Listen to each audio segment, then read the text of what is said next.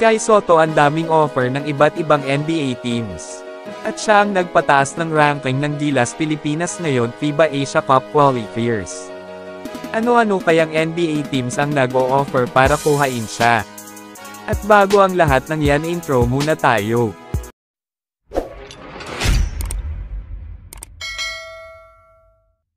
Coach Tim Cone, sobrang daming natatanggap na offer at paanyaya galing sa iba't ibang bansa.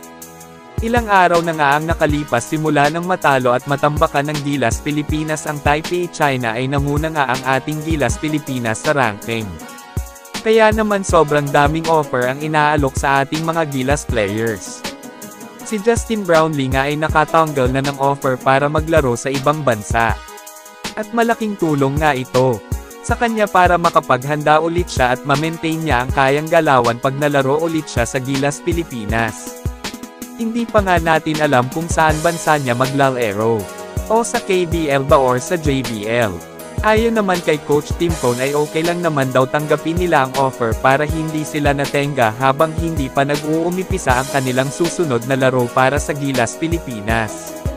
At kay Soto pinag-aagawan na ng mga NBA teams. Gawa ng mga pinamalas niya ng mga laruan. At nadominante niya nga ang pagiging center sa Gilas Pilipinas.